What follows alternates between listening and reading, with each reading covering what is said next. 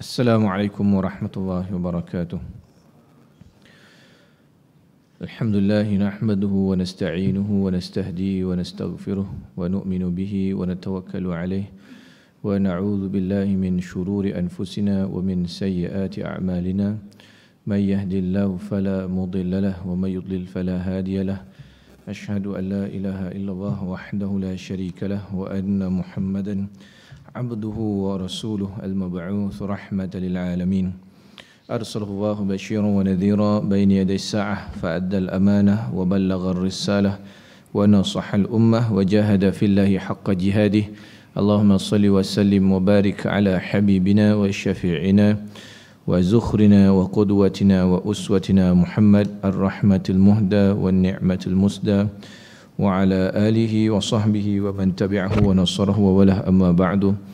Yang dihormati para pelajar Tahfiz Ad-Diniyah, Jawatan Kuasa Surau Ad-Diniyah, muslimin yang dirahmati Allah Subhanahu wa taala sekalian, alhamdulillah kita ucap syukur pada Allah Subhanahu wa taala kerana pada malam ini Allah Subhanahu wa taala mengizinkan kita untuk kita bersama dan kita menyambung pembacaan kitab Bidayah wan Nihayah, dan kita masih lagi membaca hadis yang panjang berkaitan dengan sebahagian daripada peristiwa yang disebutkan oleh Nabi SAW berkaitan dengan apa yang berlaku pada hari kiamat.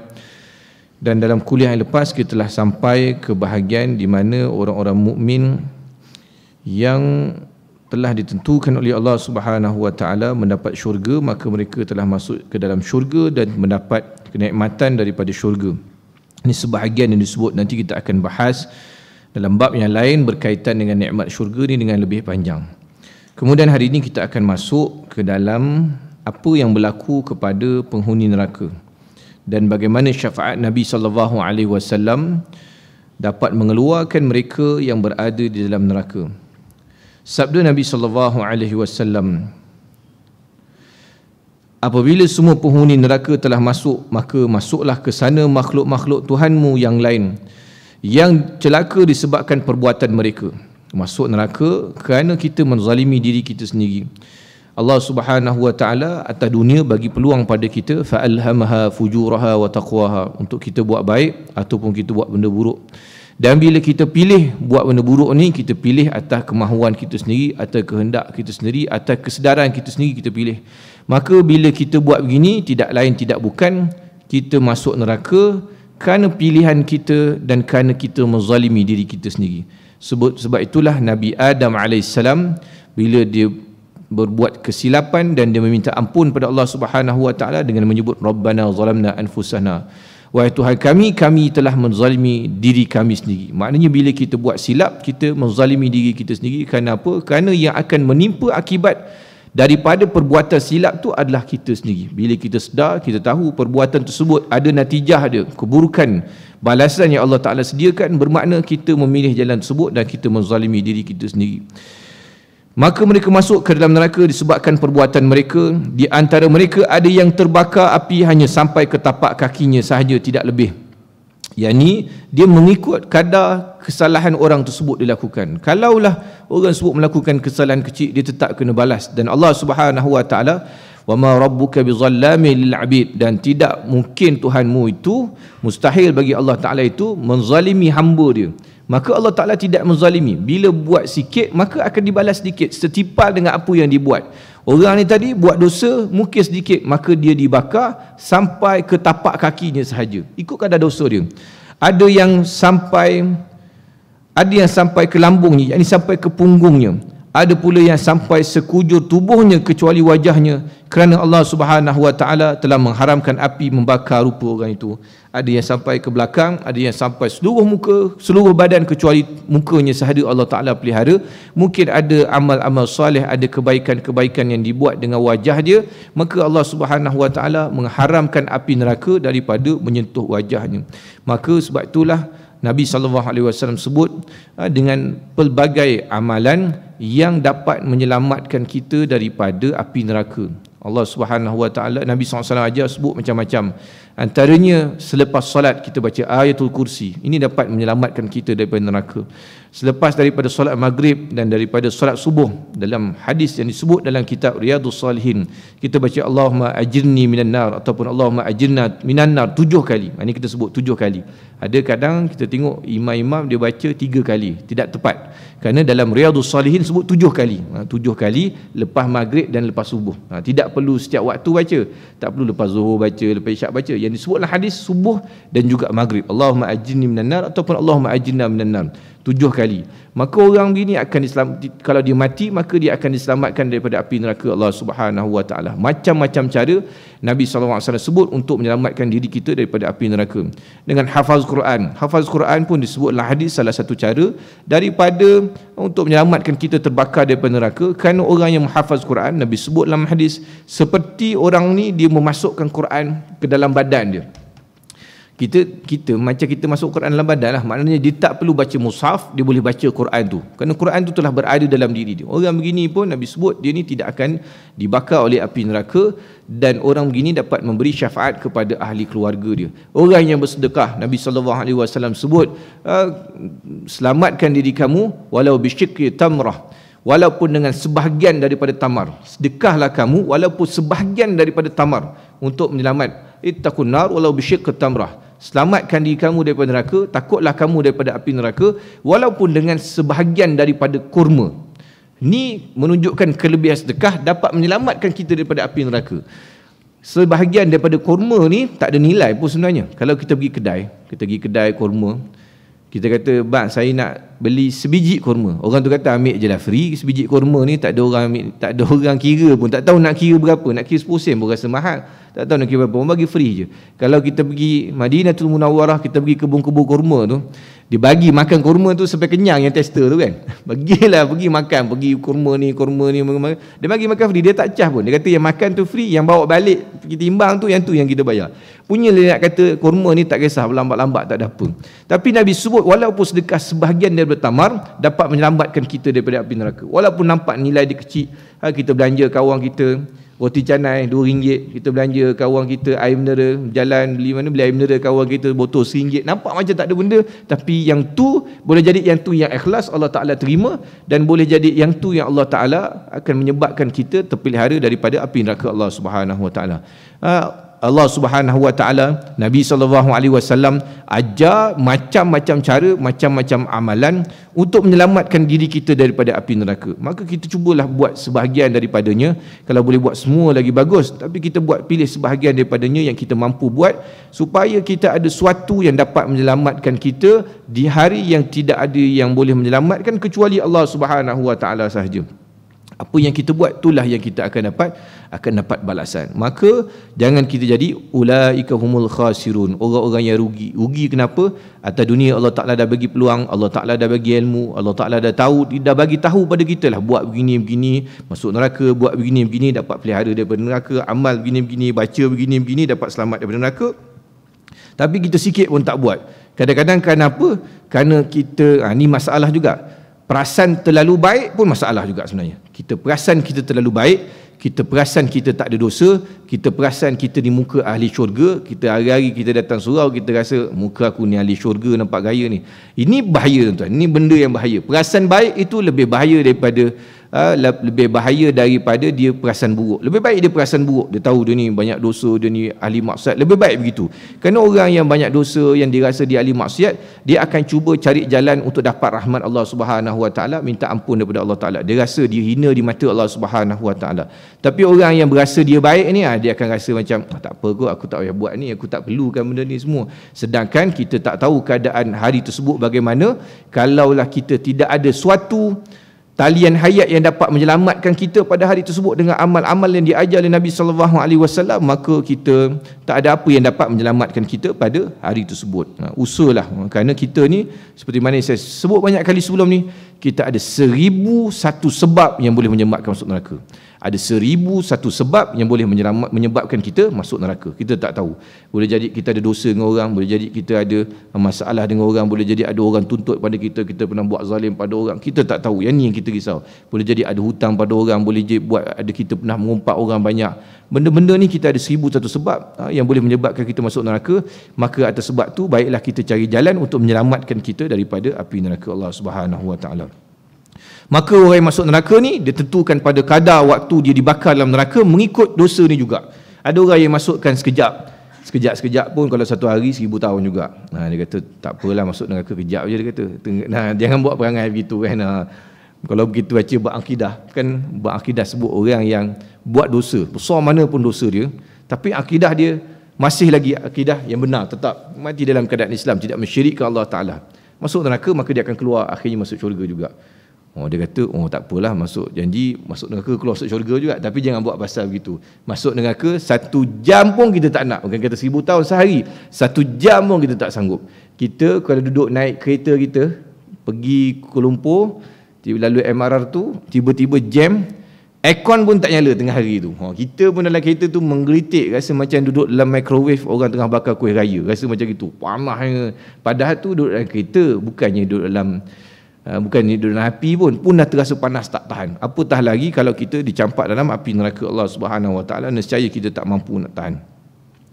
Maka bila dah masuk ni, ada orang-orang tertentu yang kita baca sebelum ni syafaat Nabi SAW.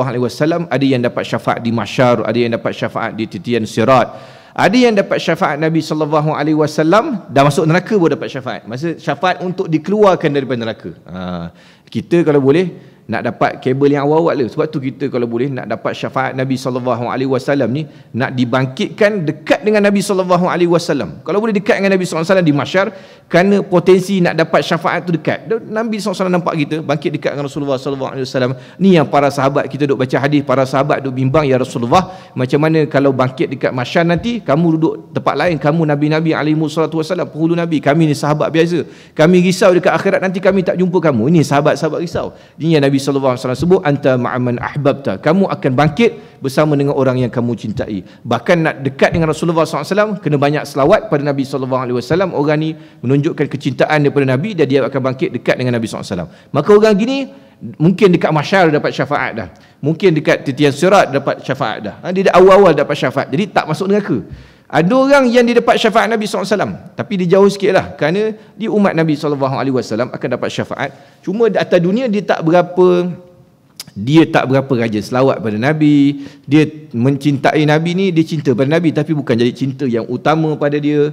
Maka orang begini dia lambat sikit dengan Nabi SAW. Kerana kan kita baca hadis-hadis sebelum ni, Nabi kenal orang yang selawat pada dia. Orang yang rajin selawat pada dia, Nabi sebut dalam riwayat, setiap hari Jumaat selawat ni akan disampaikan kepada aku. Maknanya daripada sipulan-sipulan, daripada ada malaikat yang akan bawa selawat kepada Nabi SAW. Kata ni daripada Haji Hashim, daripada Selayang Baru, ni selawat pada Rasulullah. Maka Rasulullah SAW ni daripada Haji Zaini Selayang bawa. Maka selawat ni Nabi SAW akan tahu, ni daripada ni disebutlah hadis. Maka orang yang rajin selawat pada Nabi, nama dia selalu disebut depan Nabi, Nabi kenal dia.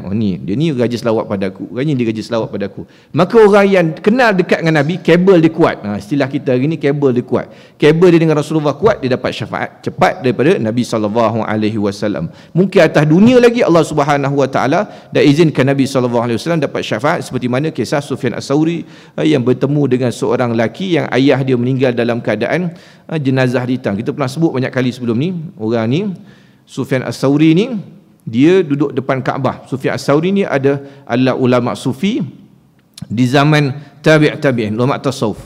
Dia duduk kat Mekah, dia duduk depan Kaabah, dia nampak seorang budak muda tawaf dalam keadaan kecil langkah dia. Orang biasa tawaf dalam keadaan laju kerana nak habis tawaf cepat. Dia kecil langkah dia dan banyak selawat. Allahumma salli ala Muhammad, Allahumma salli ala Muhammad. Setiap langkah dia selawat. Habis tu Sufyan As-Sauri tengok, pelik budak muda ni, kerana biasa orang muda nak tawaf dengan keadaan laju. Dia ni muda sihat tapi tawaf perlahan, mulut dia terkumat kamit. Maka habis dia tawaf, Sufyan As-Sauri panggil dia. Wahai budak muda, dia kata, aku nak tanya sikit soalan. Tadi kenapa kamu tawaf langkah kecil, kemudian mulut kamu terkumat kamit? Sebut apa? Budak muda ni kata, aku kecilkan langkah dan mulut aku sebut selawat, supaya bila kecil langkah aku dapat banyak selawat pada Nabi SAW setiap kali aku pusingan tawaf tu. Maka dia kata, kenapa kamu banyak selawat? Dia kata begini, waktu aku pergi haji dulu dengan bapa aku merupakan orang yang banyak dosa. Dalam perjalanan, saya rekahkan cerita, dalam perjalanan dah nak dekat sampai Mekah, bapa dia meninggal dunia. Bila meninggal dunia, disebabkan bapa dia ni ahli maksiat, berubah muka dia tu ketika meninggal dunia, dia hitam, gelap gelita, kerana kesan dosa yang dia buat. Maka budak muda ni kata dia risau. Dia kata ni kalau orang nampak ni malu, kerana satu yang mengaibkan, jenazah ayah dia telah berubah kulit jadi gelap. Maka dia pun disebabkan kesedihan tu, dia pun tertidur atas jenazah ayah dia. Bila tertidur, dalam mimpi dia datang Rasulullah sallallahu alaihi wasallam, dan Nabi datang dalam mimpi tersebut sapu daripada muka ayah dia ni, jenazah ayah dia ni sampai ke kaki, sapu. Muka jenazah ayah dia ni dalam mimpi berubah jadi cerah. Kemudian budak muda ni tanya, siapa kamu wahai tuan? Dia tak kenal. Dia kata, kemudian Rasulullah sebut, kamu tak kenal aku? Akulah Rasulullah sallallahu alaihi wasallam.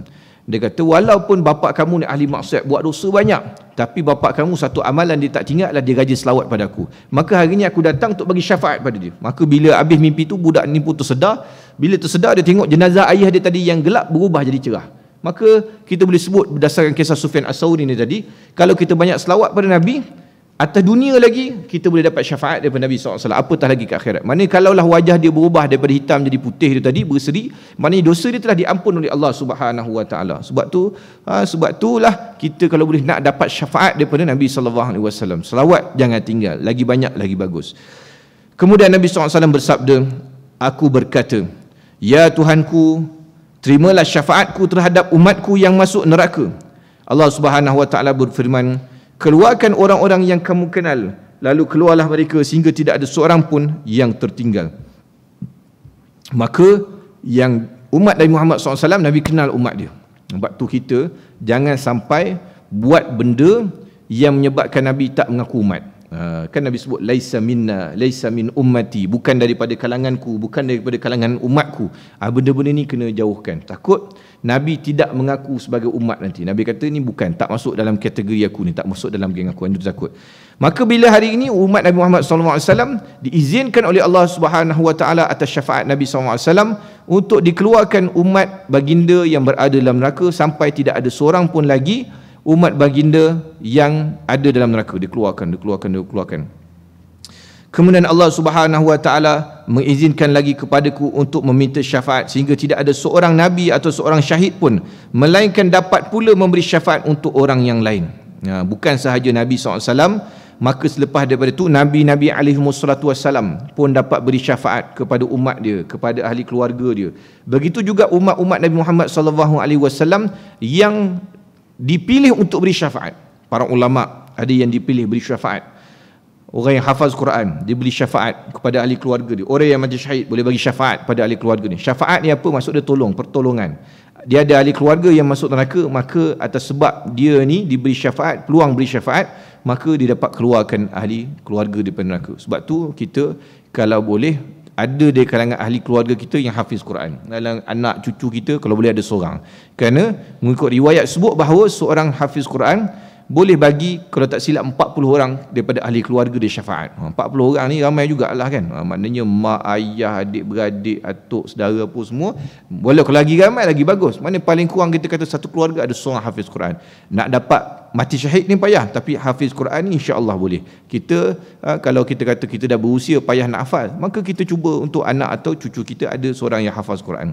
Maka mereka diizinkan untuk beri syafaat. Maka semua orang bagi syafaat untuk keluarkan seramai mana yang mereka kenal daripada neraka. Allah Subhanahu Wa Taala berfirman, keluarkan olehmu sesiapa sahaja yang kamu dapati iman dalam hatinya, walau hanya seberat 1 dinar sekalipun.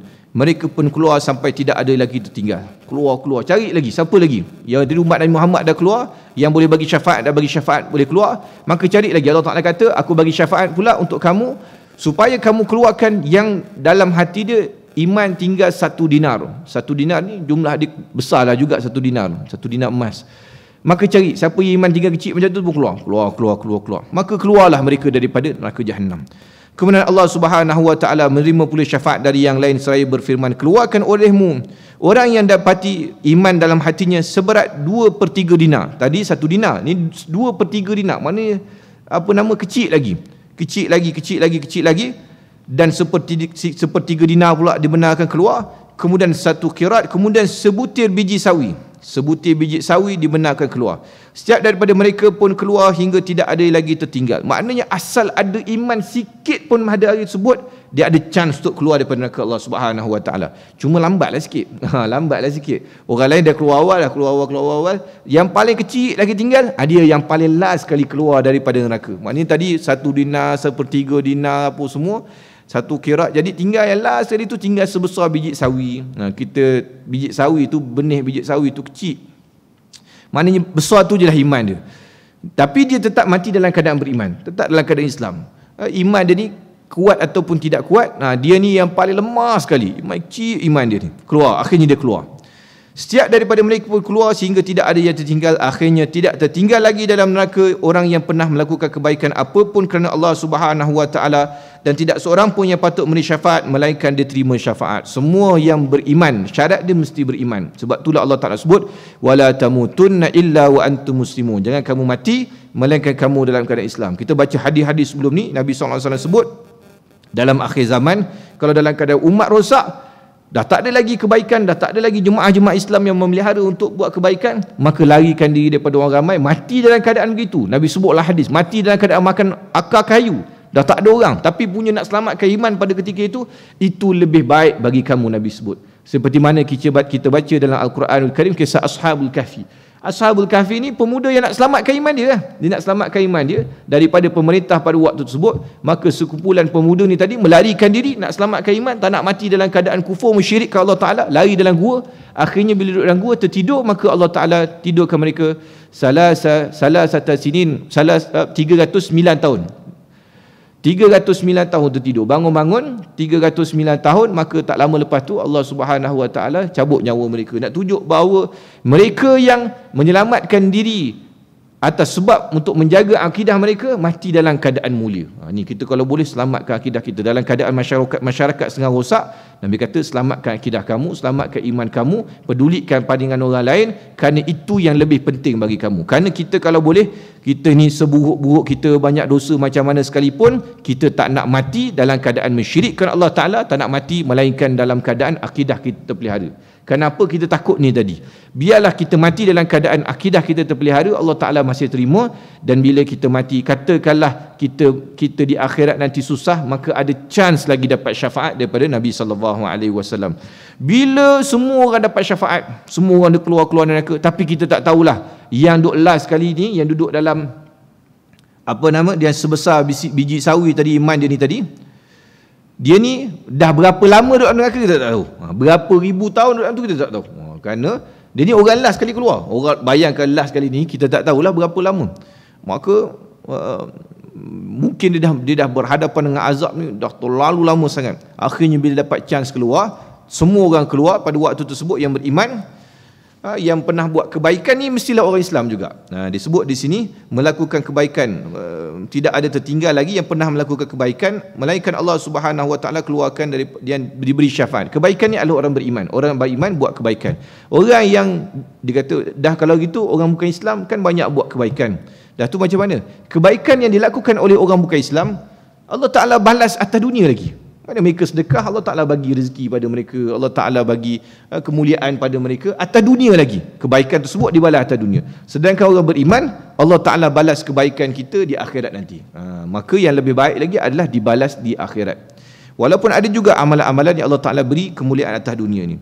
Maka bila semua orang keluar, diberi syafaat oleh Nabi SAW, dan mereka yang diberi izin untuk beri syafaat, bila tengok semua keluar, maka pada waktu tersebut sampai iblis sempat menjulur-julurkan dirinya ketika melihat besarnya rahmat Allah Subhanahu Wa Taala, dengan harapan dia pula memperoleh syafaat. Iblis pun pada waktu tersebut tengok orang, dia kata ni dulu geng-geng aku atas dunia ni dulu, sama-sama dulu buat jahat, dia pun dapat keluar juga. Tapi dia ada iman sikit, jahat-jahat juga tapi dia beriman sikit, keluar juga. Maka dalam riwayat ni sebut iblis pun cuba menjulur-julurkan dia, kok lah boleh dapat keluar juga, dapat syafaat. Tapi tak dapat lah, kerana di iblis. Kalau iblis dapat syafaat, tak pelik lah gitu.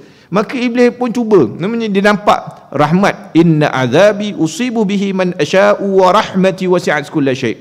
Sesungguhnya azabku aku timpakan pada siapa yang aku nak, Sedangkan dan rahmat aku, wa rahmati wasi'at kullasyai', luas meliputi setiap sesuatu. Sebab tu jangan putus asa dengan rahmat Allah Subhanahu wa taala. Banyak dosa mana kita buat sekalipun, kita berulang-ulang buat dosa, kita ni tahu kelemahan dan kinayaan diri kita, kita tahu kita ni banyak salah depan Allah Subhanahu wa taala, jangan sesekali putus rahmat dengan Allah taala. Jangan. Walaupun orang kata orang begini ni Allah taala tak pandang, jangan buat gitu. Allah Subhanahu wa taala sayang kepada hamba dia. Jangan putus asa pada Allah Subhanahu wa taala. Kita nak rahmat Allah Subhanahu wa taala kerana rahmat Allah Subhanahu wa taala ni sangat luas dan dapat menyelamatkan kita daripada disiksa dalam neraka Jahannam. Kemudian Allah Subhanahu wa taala berfirman, kini tinggallah aku, sedang aku adalah yang maha pengasih di antara mereka yang pengasih.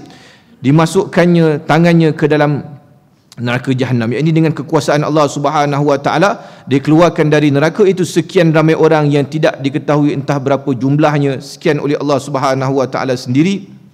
Ni yang last sekali. Adalah lagi sipi-sipi lagi yang tadi sebesar biji sawi, yang ni tak tahulah besar mana dia punya iman dia, mungkin sebesar zarah agaknya. Yang last ni Allah Subhanahu wa taala sendiri yang keluarkan. Allah Taala keluarkan mereka ni dah jadi tinggal macam biji-bijian dah. Mereka seperti biji-bijian. Hancur dah kena bakar dalam neraka ni. Kena bakar, kena azab, kena ketuk, kena pukul. Jadi berderai dah. Dengan dalam neraka tinggal biji-bijian ni. Allahu akbar, dahsyat. Dan tak mati, kena ingat. Orang yang kena seksa dalam neraka ni tak mati. Bahkan Allah Taala gantikan tubuh baru, gantikan tubuh baru, gantikan tubuh baru. Baddalnahum juludan ghairaha liyadukul azab. Allah Taala gantikan kulit yang lain supaya mereka rasa sakit kena azab tu. Akhirnya dunia dah tinggal lebur, dah hancur. Allah Taala keluarkan mereka seperti biji-bijian. Kemudian Allah Subhanahu wa taala menaburkan mereka ke dalam sungai yang disebut Nahrul Hayawan, iaitu sungai kehidupan. Di sana mereka tumbuh bagaikan biji-bijian yang tumbuh di antara sampah-sampah yang dibawa arus sungai. Seperti biji-bijian di antara sampah-sampah di bawah sungai. Maksud dia berterabur kena hanyut dalam sungai pada ketika itu. Sungai ni kita baca dua kali Allah Subhanahu wa taala menurunkan air yang menyebabkan manusia tumbuh balik. Kalau kita ingat hadis yang sebelum ni, kita baca hadis yang sama juga, bab sebelum ni kita baca Allah Subhanahu wa taala bila hancur alam ni, Allah Taala cipta balik muka bumi ni untuk dijadikan bumi mahsyar. Kan Allah Subhanahu wa taala letak balik, lepas dah hancur Allah Taala letak balik kita punya benih-benih itu ni. Kita punya baki-baki badan kita ni letak balik kat tanah yang dekat permukaan apa semua. Kemudian Allah Taala menurunkan air yang turun daripada bawah arasy Allah Subhanahu wa taala. Lautan di bawah arasy Allah. Wa kana arsyuhu 'alal ma', dan arasy Allah Taala itu atas air. Air itu turun, maka disebut di situ manusia ni tumbuh balik. Bila tumbuh balik jadi fizikal macam biasa, barulah Allah Taala izinkan malaikat Israfil tiup, dan baru itulah masuk manusia bangkit daripada kubur. Itu Nabi sebut, aku seperti nampak kamu sekalian sedang membersihkan badan kamu daripada pasir-pasir. Bangun. Kali kedua ni dah masuk dalam neraka, dah hancur. Allah Taala campak balik dalam sungai, kena air sungai Nahrul Hayawan, sungai kehidupan ni jadi hidup balik, tumbuh balik. Jasad-jasad yang hancur tumbuh balik jadi fizikal biasa. Kenapa disebut dengan air? Wa ja'alna minal ma'i kulla syai'in hayy. Dan kami jadikan dengan air itu segala benda yang hidup. Air ni adalah simbol kehidupan. Bila kena air manusia akan hidup.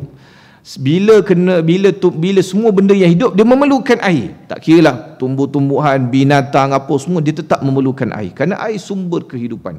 Sebab itulah bila manusia dah hancur sekali lagi kena air, barulah manusia ni akan tumbuh balik. Kenapa? Kerana dia nak masuk dalam syurga Allah Taala. Maka mestilah tubuh dia tu sesuai untuk jadi ahli syurga Allah Subhanahu wa taala. Dengan tubuh yang cantik, yang sihat apa semua, layaklah dia jadi ahli syurga dengan cantik. Maka dia perlu dimasuk dalam sungai ini tadi untuk tumbuh balik. Mereka tumbuh sehingga menjadi seperti mutiara. Mana tadi?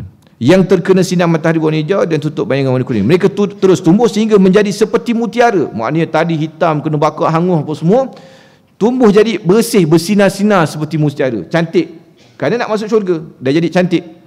Pada leher mereka, ni cuma yang tak berapa bestnya, pada leher mereka tertulis bekas penghuni neraka Jahannam yang dibebaskan oleh Allah yang Maha Rahman. Dia bekas yang masuk neraka ni, dia ada tanda kat ujung ni. Bekas penghuni neraka Jahannam. Dan adakah semua orang nampak tanda ni? Ya. Mereka dikenali oleh penghuni syurga lain. Dengan adanya tulisan itu, Mereka dahulunya sama sekali tidak pernah beramal kebaikan kerana Allah Subhanahu Wa Taala, namun mereka tinggal dalam syurga. Dulu dia cuma ada iman je, tapi tak pernah buat amal soleh. Tu yang masuk neraka lama tu. Tapi kerana sifat Rahman Allah Subhanahu Wa Taala, dia kerana dia ada iman sedikit dalam hati dia, walaupun sebesar zarah, dia keluar, cuma ada tanda bekas penghuni neraka Jahannam. Yang ni kekal selama-lama, tak boleh hilang. Jadinya kalau mana orang ahli syurga yang boleh kenal dia?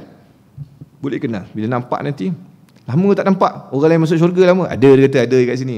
Ada kat sini, tengok leher ada bekas penghuni neraka Jahannam. Oh, masuk neraka dulu, patut 3,000 tahun tak jumpa, pergi masuk neraka dulu. Dia macam tu lah tuan-tuan. Mana kita kalau boleh, tak nak lah ada cop tanda gitu kan. Dah letakkan leher pula tu. Nampak. Sampai di sini hadis tersebut. Panjang hadis yang kita baca ni. Kita dah baca, ingat berapa bulan dah kuliah ni. Sampai di sini hadis tersebut di atas tercantum dalam teks asal kitab Abu Bakar Al-Arabi, Abu Ya'la Al-Musili. Hadis ni cukup masyhur, diriwayatkan oleh sejumlah ulama terkemuka dalam kitab mereka seperti Ibnu Jarir dalam tafsirnya, At-Tabrani dalam Mutawwalatnya, dan Al-Hafiz Al-Baihaqi dalam kitabnya Al-Ba'ats wan Nusyur, dan Al-Hafiz Abu Musa Al-Madini dalam Mutawwalatnya juga, dari berbagai jalur sanad yang berasal dari Ismail bin Rafi', periwayat dari Madinah.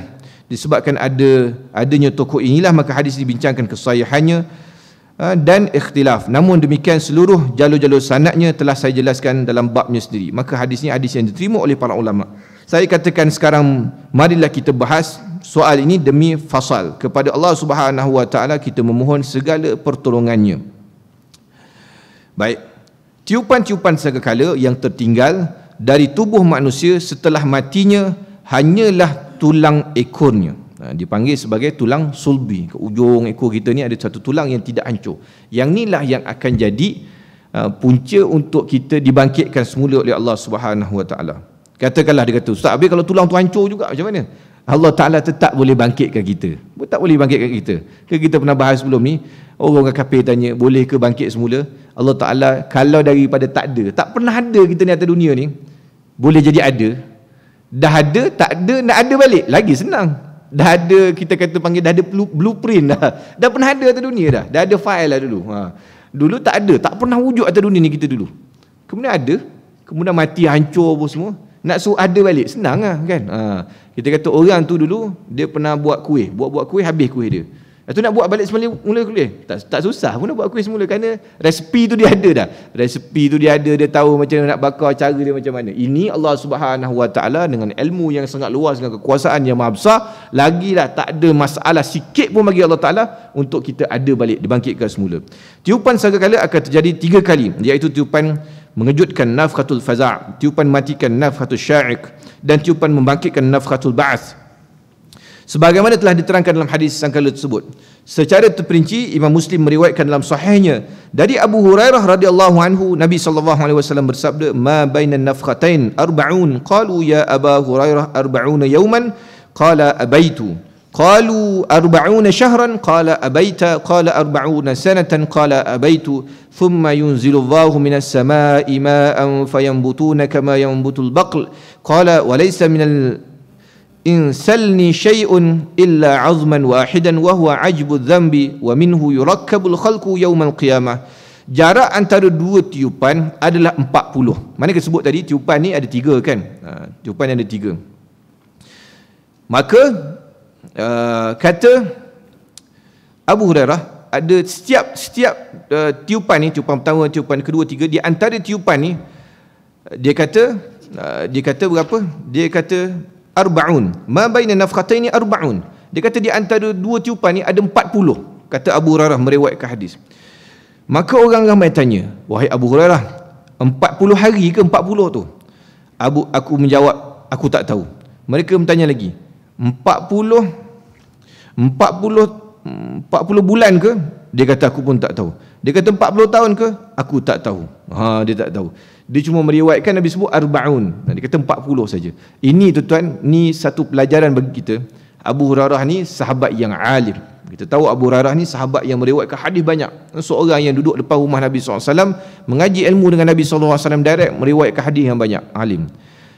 Kita nak sebutnya benda beragama ni, kalau tak tahu sebut tak tahu. Ni Abu Hurairah, Nabi sebut 40. Orang tanya dia 40 hari ke, 40 bulan ke, 40 tahun. Dia kata aku tak tahu. Kerana Nabi sebut tu je.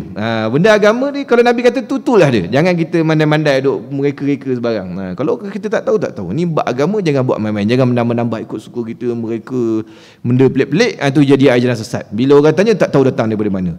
Ni benda yang kita kena hati-hati. Kerana saya tengok benda-benda gini, bagus orang nak dakwah ni bagus. Tapi kadang-kadang dia buat kerja dakwah tu bukan, kita tak tahulah niat dia tu, kita serah pada Allah Subhanahu Wa Taala. Tapi kadang-kadang kerana nak kerja konten, ni konten sosial media ni, kerana nak TikTok dia, nak duduk dekat FYP, kerana nak bagi reels dia tu orang banyak like, orang share apa semua, kita pun tak tahu benda-benda dia dapat tu. Dia share kata-kata lah, dia share buat benda ni, dapat benda-benda ni. Kadang-kadang benda tersebut adalah benda yang palsu, bukan datang daripada Nabi SAW, bukan daripada para ulama. Dia duduk mereka-reka sendiri kadang-kadang. Bila kita tengok ni benda ni datang daripada dia bercanggah daripada ahli sunnah wal jamaah, kita benda-benda gini.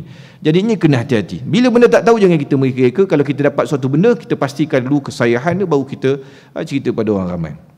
Kerana takut kita berdusta dalam perkara agama. Kemudian turunlah air dari langit. Lalu mereka, yakni penghuni kubur, tumbuh seperti tumbuhnya sayuran. Rasulullah SAW bersabda, tidak satu pun anggota tubuh manusia kecuali hancur selain satu tulang saja, iaitu tulang ekor, dan hari tulang itulah penciptaan tubuh manusia disusun kembali pada hari kiamat. Ini Nabi sebut bahawa tulang sulbi ini tadi menjadi punca Allah Subhanahu Wa Taala menumbuhkan balik, menjadikan manusia ni kembali pada hari kiamat untuk dibangkitkan ke mahsyar dan dihimpunkan di hadapan Allah Subhanahu Wa Taala. Baik. Kita masuk dalam satu bab yang baru, iaitu bagaimana cara Allah Subhanahu Wa Taala mengumpulkan manusia di mahsyar. Baik.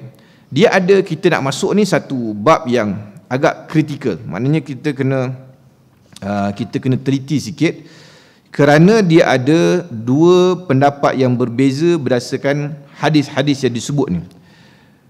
Dia ada dua kali manusia ini dihalau dan berkumpul. Dia ada dua kali. Satu ketika hujung-hujung waktu dunia sebelum kiamat. Ni dekat-dekat betul dengan kiamat ni, hujung-hujung ni manusia akan ada api. Ni termasuk daripada 10 tanda besar kiamat, iaitu salah satunya akan ada api daripada Eden. Eden ni daripada belah Yaman, akan ada api yang akan menghalau manusia. Api ini akan berjalan bakar. Maka semua orang pada waktu tersebut melarikan diri dan akhirnya berkumpul di bumi Syam. Ini adalah satu peristiwa besar yang akan berlaku ketika kiamat. Ini perhimpunan pertama. Perhimpunan kedua adalah ketika di mahsyar. Bila dibangkitkan, kita akan menuju ke mahsyar. Maka ada hadis-hadis yang kita akan baca di sini. Ada Imam Ibn Katsir kata ini menunjukkan berlaku sebelum kiamat. Ada yang seperti Imam Baihaqi, kalau tak saya sebut, dia kata ini adalah berlaku selepas daripada kiamat. Baik, kita akan baca hadis-hadis ni. Dalam Sahih Bukhari dan Sahih Muslim diriwayatkan dari Abu Hurairah radhiyallahu anhu, Rasulullah sallallahu alaihi wasallam bersabda, yuhsyarun nasu ala thalath طرائق راغبين واثنان على يعير وثلاثة على بعير ويحشر بقيتهم النار تقيل معهم حيث قالوا وتبيت معهم حيث أمسوا. Manusia akan dikumpulkan dengan tiga cara. Ada yang berjalan dengan penuh semangat, ada yang berasa takut, ada pula dengan cara 2 orang bergantian menaiki seekor unta, atau 3 orang bergantian menaiki seekor unta, bahkan 10 orang bergantian menaiki seekor unta, dan selebihnya dihalau dengan api. Api itu menunggu saat mereka tidur di siang hari maupun saat mereka menginap pada waktu malam hari. Jadi kita yang dah telah baca hadis-hadis sebelum ni, kita rasa hadis ni menunjukkan di dunia ataupun di akhirat? Di dunia atau akhirat? Kalau ikut pendapat Al-Imam Ibn Katsir rahimahullah, hadis ni menunjukkan perhimpunan yang tadi kat dunia yang saya sebut tadi, akan ada api dari Eden yang akan menghalau. Kenapa? Kerana kita dah sebut sebelum ni, kat mahsyar, di mahsyar akan ada 3 golongan. Manusia berjalan dengan 3 cara. Macam mana? Satu berjalan dengan tunggangan, satu berjalan dengan kaki, satu berjalan dengan muka ke bawah, kaki ke atas. Kan ni 3 golongan. Tapi yang Nabi SAW sebut ni, ketika ada api yang membakar daripada Eden Yaman, api itu akan mengejar mereka. Maka pada waktu tersebut ada yang berjalan penuh semangat. Maknanya ni orang yang banyak teragu, dia boleh berlari semangat menyelamatkan diri daripada api. Ada yang rasa takut, ada yang 2 orang bergantian naik seekor unta. Maknanya unta tak banyak, tunggangan tak banyak, ada seekor je, jadi 2 orang. Seorang naik gila-gila, seorang ni pula naik, seorang turun, seorang naik turun. Bahkan Nabi kata ada yang sampai 3 orang, ada yang sampai 10 orang bergantian naik seekor unta. Maka dia bukan kiamat. Bahkan Nabi sebut bahawa Api ni sentiasa kejar mereka sampai waktu mereka tidur siang hari ke malam hari ke, api ni tetap nyala. Maknanya bukan mahsyar lah. Kalau mahsyar, mana ada tidur kan? Mahsyar tetap berdiri dan pada waktu tersebut kita tak ada peluang untuk minum air, rehat ke, tak ada. Naik gila-gila naik kenderaan ni tak ada. Kerana di mahsyar, orang yang naik kenderaan ni memang dapat naik kenderaan lah. Ni orang yang Allah Ta'ala pilih. Yang jalan kaki lah. Yang jalan kaki dengan muka ke bawah, jalan kaki dengan muka ke bawah lah. Sedangkan menurut riwayat Ahmad, Abdullah bin Salam pernah bertanya kepada Rasulullah SAW tentang awal petanda kiamat. Abdullah bin Salam ni salah seorang sahabat yang alim juga. Abdullah bin Salam asal dia seorang pendeta Yahudi. Dia asal seorang pendeta Yahudi, alim dalam seorang ahli kitab yang alim. Bahkan Nabi SAW ada kadang-kadang bertanya pada Abdullah bin Salam mengenai perkara-perkara yang berkaitan dengan ahli kitab. Dan akhirnya bila dia masuk Islam, dia juga menjadi sahabat yang alim, Abdullah bin Salam. Pernah bertanya kepada Rasulullah SAW tentang awal petanda kiamat. Nabi SAW menjawab, narun tahsyurun nas minal masyriqi ilal maghrib, api yang mengiringi manusia dari timur menuju ke barat. Dan hadis ni terdapat dalam kitab As-Sahih. Yang ni adalah berkaitan dengan himpunan di dunia, kita sebut. Baik. Bagaimana pula dengan himpunan di mahsyar? Ni begini pula keadaannya. Imam Ahmad meriwayatkan dari Abu Hurairah radhiyallahu anhu, Nabi SAW bersabda, yuhsyarun nasu yawmal qiyamah salasa asnafin, sinfan musyatan wa sinfan rukbanan wa sinfan ala wujuhim. Qila ya Rasulullah wa kayfa yamshuna ala wujuhim? Qala innal ladhina amshahum ala aqdamihim qadirun ala an yumshiyahum ala wujuhim ama innahum yattaquna biwujuhim kulla hadabin wa syaukin. Ini hadis yang kita sebut tadi. 3 golongan yang berjalan pada waktu kiamat. 1 golongan berjalan kaki, 1 golongan berkenderaan, 1 golongan lagi berjalan dengan wajah mereka. Ini hadis dia, dalil dia. 1 jalan dengan kaki, 1 jalan kenderaan, 1 jalan dengan muka mereka. Maka bila sahabat dengar cerita orang berjalan naik kenderaan ni, kita biasa nampak atas muka bumi. Orang berjalan dengan kaki ni biasalah hari-hari kita jalan dengan kaki. Sahabat tanya, ya Rasulullah, macam mana orang berjalan dengan muka ni? Macam mana orang boleh berjalan dengan muka? Kerana tak pernah nampak orang berjalan dengan muka. Para sahabat bertanya, ya Rasulullah, bagaimana cara mereka berjalan dengan wajahnya? Rasulullah menjawab, sesungguhnya Allah Subhanahu Wa Taala telah membuat mereka boleh berjalan dengan kakinya.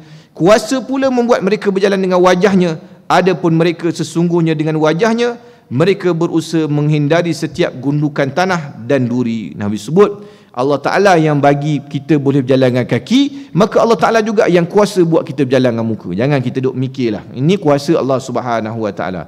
Benda yang kita di luar level pemikiran kita. Ada benda yang Allah Ta'ala suruh fikir, kita fikir pasal penciptaan langit dan bumi, pasal kejadian-kejadian makhluk apa semua ni Allah Ta'ala atur, kebesaran Allah Ta'ala kita boleh fikir. Tapi benda-benda yang di luar kepala kita tak payah fikirlah. Macam mana ustaz orang berjalan dengan muka? Cubalah try buat dulu. Tak boleh. Benda tak boleh. Kita benda di luar kepala kita. Dia benda di luar kepala kita. Kalau kita duk fikir juga, sikit lagi tak pakai baju, pakai pekat ujung jalan duk burung tu jalan. Jadi short kepala lagi. Jadi isim. Dia kalau fuse tu 5 watt, jangan pergi bakar sampai 50 watt. Jadi meletup fuse tu. Jadi meletup fuse tu yang jadi duduk cangkung tengah jalan raya, duk cuba cabut line putih jalan raya tu. Dia jadi kepala dah wang kepala dia. Kenapa? Fuse meletup. Fuse meletup. Benda tak sepatut fikir, nak mikir benda gitu. Duk mikir benda-benda yang Allah tak suruh fikir, tak fikir benda bukan-bukan. Akhirnya kepala meletup. Dia benda jangan buat benda begitulah tuan-tuan. Jangan buat benda. Ni benda ni kita serahkan pada Allah Subhanahu Wa Taala. Bila Nabi sebut, kita beriman, kita percaya Allah Ta'ala memang boleh buat begitu. Nanti kita semua akan tengok akan ada orang yang berjalan dengan muka mereka. Dan Nabi sebut orang yang berjalan dengan muka ni, mereka ni cuba kul hadabin wa syaukin, cuba mengelak daripada tanah-tanah. Macam kita lah berjalan, takut sepak batu, sepak apa, kita ngelak. Begitu juga orang yang jalan dengan muka, Nabi kata dia akan cuba juga mengelak jangan sampai kena batu-batu, tanah-tanah pada ketika itu. Allahu Akbar. Mudah-mudahan kita tidak termasuk dalam kalangan golongan. Masih dalam riwayat Imam Ahmad daripada Abdullah bin Umar radhiyallahu anhu, bahawa dia pernah mendengar Rasulullah SAW bersabda, innaha satakunu hijratun ba'da hijratin yanhazun nas ila muhajiri Ibrahim la yabqa fil ardi illa shiraru ahliha talfizuhum arduhum tahshuruhumun nar ma'al kiradati wal khanazir tabitu ma'ahum idha batu wa taqilu ma'ahum idha qalu wa ta'kulu man takhallafa. Hadis ni pula Nabi sebut bahawa akan ada hijrah. Setelah hijrah, manusia akan menuju ke tempat hijrah Nabi Ibrahim AS, iaitulah di bumi Syam. Waktu itu bumi Syam di mana? Jordan, Lebanon, Palestin, Syria. Ni bumi Syam. Maka manusia akan melarikan diri ke bumi Syam pada waktu tersebut. Waktu itu yang masih hidup di muka bumi tinggal orang-orang yang jahat sahaja. Kita telah bahas dalam hadis sebelum ni. Mereka diusir dari negeri masing-masing, dihalau oleh api bersama dengan monyet-monyet dan babi-babi. Monyet-monyet dan babi-babi itu menginap bersama mereka pada waktu malam hari dan tidur bersama mereka di siang hari. Sesiapa sahaja yang tertinggal dimakan api. Jadi ini pergerakan ni di bumi ke di mahsyar? Ini di bumi lah maknanya. Kerana dia bergerak di bumi Syam dan ada larikan diri termasuk dengan mereka tu binatang-binatang sekali, dengan monyet-monyet, dengan kera-kera dan babi-babi pada waktu tersebut. Hadis di atas menunjukkan bahawa yang dimaksudkan perhimpunan di sini, kata Imam Ibn Katsir, ialah dihimpunnya semua makhluk yang masih hidup di akhirat dunia. Maksudnya sebelum kiamat. Mereka akan dihimpun di 3 pengumpulan di negeri Syam. Mereka terbahagi menjadi 3 golongan. Segolongan dikumpulkan dalam keadaan masih boleh makan, berpakaian dan berkenderaan. Seorang lain kadang-kala berjalan, kadang-kala naik kenderaan, bergantian naiki seekor unta sebagaimana dinyatakan dalam hadis Al-Bukhari dan Muslim tersebut di atas. Ada yang 2 orang bergantian, 3 orang, 10 orang di atas seekor unta. Maksudnya mereka bergantian kerana sedikitnya kenderaan pada waktu tersebut. Sedangkan selebihnya dihalau oleh api yang keluar dari satu jurang di Aden. Api itu menghalau manusia daripada belakang dan mengepung mereka dari segala penjuru, mengiringi mereka semua menuju ke tempat perhimpunan. Barang siapa tertinggal maka dilahapnya oleh api tersebut. Ini semua menunjukkan bahawa perhimpunan yang dimaksudkan ialah perhimpunan yang terjadi pada akhirat dunia, maknanya sebelum kiamat, masih lagi di dunia. Oleh kerana masih ada yang namanya makan minum kenderaan dan ada yang lancar yang tidak lancar, bahkan tertinggallah api. Kerana dalil kata Imam Ibn Katsir, ada makan minum lagi, ada naik kenderaan. Kalau di mahsyar yang naik kenderaan tak ada makan minum dah. Yang ni masih ada makan minum. Maka Imam Ibn Katsir kata hadis ni menunjukkan bahawa ini adalah perhimpunan yang berlaku atas dunia lagi, belum kiamat. Yang ni ketika sebelum dekat-dekat dengan kiamat. Kalau dikatakan perhimpunan kali ini terjadi setelah tiupan sangkakala kebangkitan, maka takkan ada kematian. Tak adalah yang kena makan api tadi. Yang tertidur api kejual di belakang kena makan api. Tak adalah. Kerana ni dah kiamat, dah mahsyar, dah tak ada mati lagi lepas tu. Kenderaan, makan minum maupun berpakaian di kawasan tersebut. Akan tetapi, yang ni kita kena faham. Ini kitab ni adalah kitab ilmiah.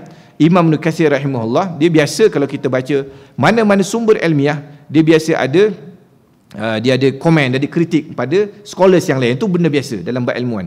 Tapi kita yang tak alim ni jangan nak kritik ulama tu pasal. Tak level kita. Imam Ibn Katsir dia nak kritik ulama lain, tak apalah, sama level dengan dia. Dia faham, dua-dua faham hadis, dan pada pendapat dia kata Al-Hafiz Abu Bakar Al-Baihaqi, dia kata sungguh menghairankan kenapa Al-Hafiz Abu Bakar Al-Baihaqi setelah meriwayatkan pelbagai hadis mengenai ini masalah malah berkesimpulan bahawa kenderaan-kenderaan kali ini adalah kenderaan-kenderaan yang naiki pada hari kiamat. Dia menyatakan kesimpulan itu adalah benar, sedangkan pendapat kami, iaitu Imam Ibn Katsir, dianggap lemah. Itu menghairankan, sekalipun kesimpulannya dengan berfirman yauma nahsyurul muttaqina ila ar-rahmani wafda wa nasuqul mujrimina ila jahannam wirda. Ingatlah hari ketika kami mengumpulkan orang-orang bertakwa kepada Tuhan yang Maha Pemurah sebagai perutusan terhormat, dan kami menghalau orang-orang derhaka ke neraka jahanam dalam keadaan dahaga. Ini dia perbezaan pendapat antara Al-Imam Al-Baihaqi dengan Imam Ibn Katsir rahimahullah tadi. Tapi maknanya kalau kita sendiri pun baca, kita kata pendapat Imam Ibn Katsir ni nampak lagi clear lah. Sebabnya dia ada sebab-sebab yang disebut tadi. Makan minum mana mungkin ada dekat mahsyar lagi.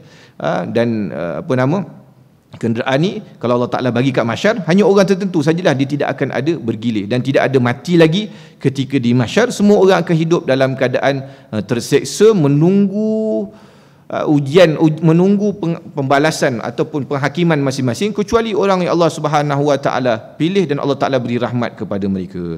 Ini sekadar ilmu kita, dan kita ni Imam seperti saya sebut tadi, ulama dengan ulama dia tak ada masalah kerana dia layak, dan kita tersebut sebelum ni menjadi adab. Kalau kita nak mengkritik ulama dari sudut ilmu, adab yang pertama adalah kita mestilah sama level dengan dia ataupun lebih kurang dengan dia. Barulah kita layak nak kritik dia. Contoh, kita kata kita nak kritik pendapat almarhum Dr. Yusuf Qaradawi, kata. Maknanya kita pun kena lebih kurang dengan dia ataupun sama level dengan dia, baru boleh. Kan kita duk tengok pendapat sebelum ni, Syekh Al-Imam Ali Jumaah, bekas mufti Mesir, kritik Dr. Yusuf Qaradawi dekat siaran TV tu membuat, kan kita tengok dia punya kritikan dia. Tapi tak apalah, dua-dua kritik. Kerana seorang tu bukan mufti Mesir. Okey lah. Yang tu syekh besar kat Mesir. Ini kritik. Ini Dr. Yusof Qaradawi. Dia punya umur pun lebih kurang. Dia punya ilmu pun lebih kurang sama. Maka kita kata, selayaknya lah. Tapi kita ni sebagai orang awam biasa yang tak berapa pandai, baca Quran pun tak berapa jelas, faham pun tak faham sangat, kadang-kadang baca, dengar 2-3 kali baru faham. Jadinya kita serahkan ni pada ulama', kita berlapang dada atas pendapat mana sekalipun. Tapi kita baca kitab Ibn Katsir tadi, itulah pendapat yang disebut oleh Al-Imam Ibn Katsir rahimahullah. Maka kat sini kita dah clear dah bab ni kan. Maknanya kalau ada orang bahas bab ni, kita dah dapat pengetahuan. Maka pengumpulan ataupun yuhsyarun nas ni, pengumpulan manusia ni berlaku 2 sekali ketika sebelum kiamat di Syam. Ini betul-betul dekat dengan kiamat, dan orang-orang jahat sahaja yang mengalami waktu tersebut. Orang beriman tidak ada lagi waktu tersebut. Dan kedua adalah ketika di mahsyar, yang ni Allah Ta'ala sekumpulkan semua makhluk, sejak daripada makhluk yang pertama Allah Subhanahu Wa Ta'ala cipta sehinggalah yang hidup kiamat, termasuk manusia, jin dan juga binatang-binatang. Wallahu alam. Insya-Allah kita akan sambung pada bulan hadapan. Aqulu qauli hadza wa astaghfirullahal azim li wa lakum. Wassalamu alaikum warahmatullahi wabarakatuh.